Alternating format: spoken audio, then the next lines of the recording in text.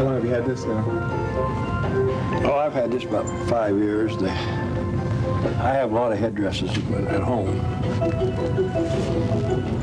The reason I put it up is so the kids don't pull those feathers.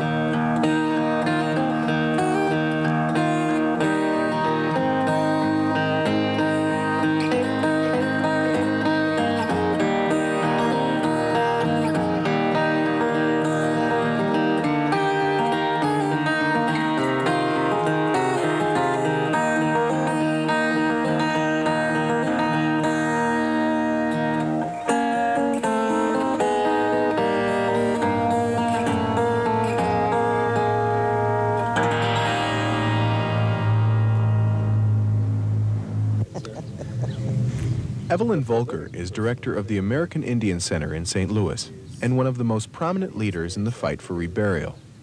She takes issue with people who say that present-day Indians have no standing to demand a change at Dickson Mounds. In your case, your documented history is what you have to go by, or the white race of people, or other races of people. They have to, documentation is what they go by. Most of ours is handed down through our legends, through our songs, through our dances, and we still do them. And if they can prove to me that those things are different, then maybe I'll admit no relationship to them. But right now, what they're wanting me to say is that, you know, a bird flew over a hot rock and there we are, you know. We had to come from someplace.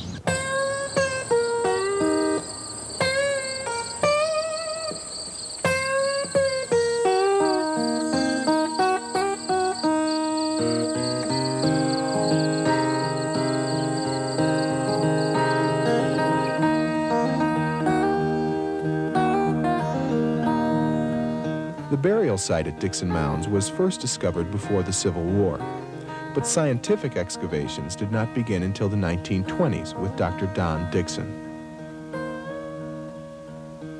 Just a few years earlier, Tutankhamun's burial site had been found in Egypt, and Americans were struck with archaeology fever. In 1927, the Dicksons opened the working excavation to the general public, and in 1945, the museum was sold to the state of Illinois. After the sale, Dr. Dickson and other family members continued to work at the site as employees at the State Museum. Many Lewiston residents have fond memories of the detailed tours that Dr. Dickson would give. One of them is Alan Harn. As a child, he would fill his pockets with Indian artifacts and ride his bike out to the site. There was a certain relationship that existed here early on until the Dicksons, in fact, passed away that you could probably never rekindle again, because no one who will ever come here will ever have the fire and the zing that the Dickson family had.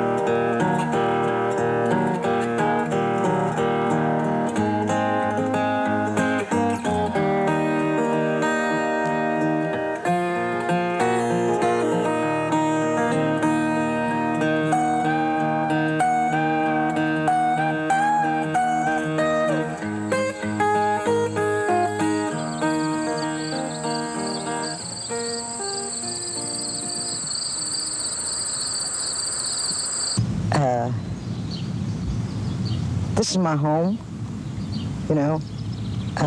No, I didn't know these people.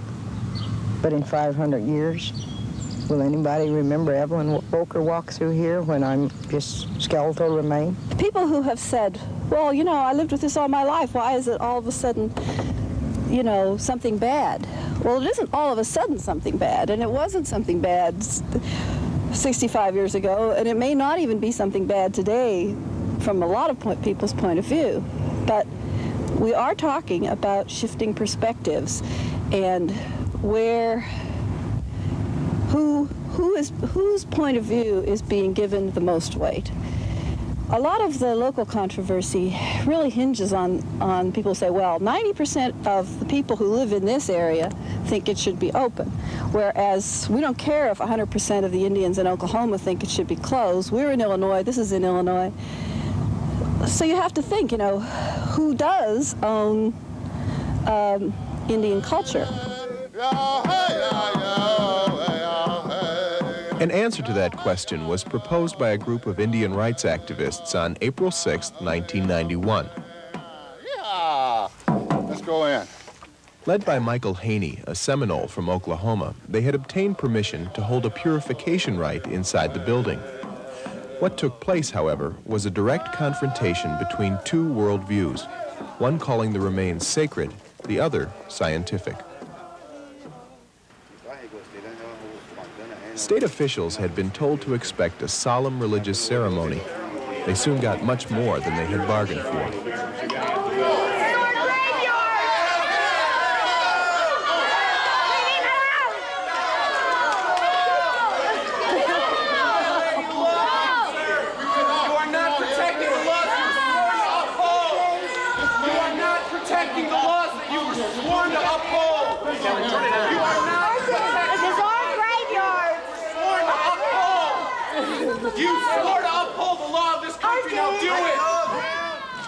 The April 6th protesters succeeded in covering only a few graves before leaving, and no one was ever prosecuted in connection with the day's events. Even though the reburial was largely symbolic, the remains that were covered have stayed covered. The museum has not obtained the permit necessary to re-excavate the site.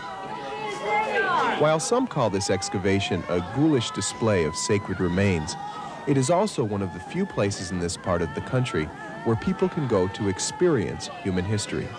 And each year, tens of thousands travel here to do just that. This distinction, coupled with the site's history as the birthplace of American archaeology, makes Dickson Mounds a source of local pride. Convincing Lewiston's residents that it should be closed has become a very tough sell. But as with many issues in our society, one of the things that we hadn't judged is how strongly people felt throughout Central Illinois about the exhibit and how it was part of the local culture as well. The exhibit itself was. The people in the Lewistown and Central Illinois area have always been very proud of Dickson Mounds. We haven't ever looked at it as a tourist attraction. It's something that we take our friends because we want them to see. It's part of our history. Ken Henry owns a funeral home in Lewiston. So did his father before him. He's a leader in the fight to keep the excavation exposed and open to the public. We're going to Waterford Cemetery in a little bit. It's a little cemetery that served the Waterford and Seapo community, which is very, very near Dickson Mounds. It is in an Indian site area. I remember going out there with my father and the sexton of the cemetery at the time when I was a small boy and graves would be dug.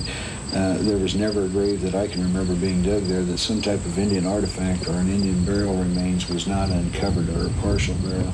And, you know, everything was always placed back in the grave as it was found at that time. But as a small boy, it held a lot of interest to me because I could go out there and I could see these things. And each spadeful of dirt that came out of the grave was, you know, a mystery because you didn't know what it was going to behold, whether it was going to be a hatchet head, an arrowhead, a piece of pottery, a piece of bone fragment, or what.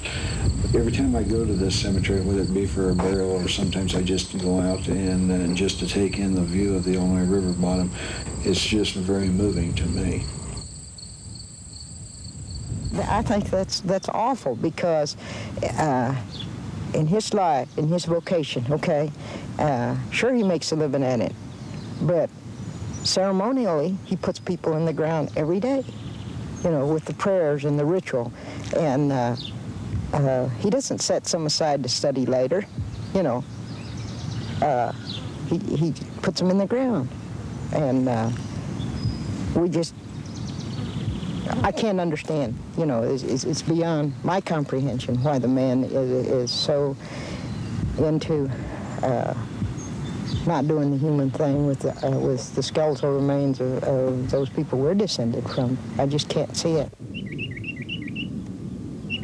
In the fall, I don't think there's a better view of Fulton County and the river bottom than from right here, from this point. I like to come out here in the wintertime also, when everything's white and snowy, and look out across the bottom. Just for instance, today you can see there's water down there. Maybe some of it is overflow over the levees from Spoon River. And that whenever there's high water, and I've been here before when you could see nothing but water looking over through the bottom there in floods. And it's, I don't know, it's just to me a breathtaking view. I've been coming here since I was probably 6 years old. I used to come out here with my father, who was a funeral director, and I've been here many, many times on my own over the years. But I never come here but what I don't feel that I am walking in the footsteps of people that were here 1,000 years before me. I feel that I am seeing many things that they saw. I vision trees out through there. I vision ducks, deer, and things like that. Even though there's been a lot of timber cleared out of this bottom, in my mind I can just vision what they saw. And it just, I don't know, it just makes my face tingle to come here.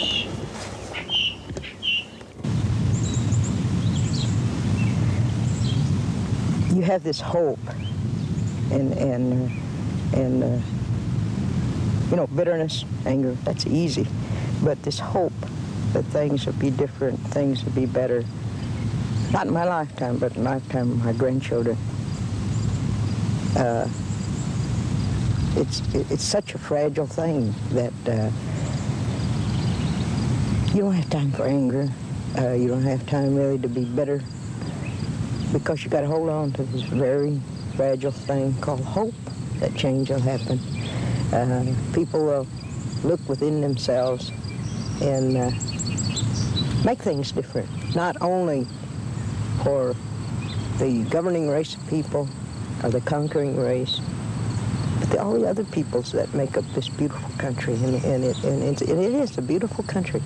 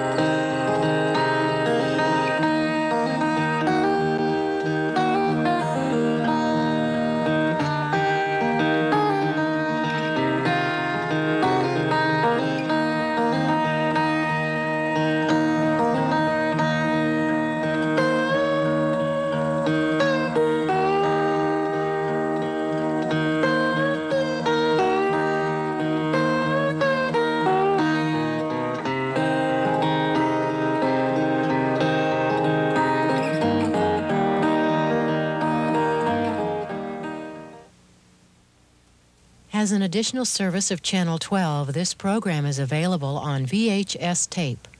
To order, please send the name of this program and a check for $19.95 payable to the University of Illinois to VHS tape, WILL-TV, 1110 West Main Street, Urbana, Illinois, 61801.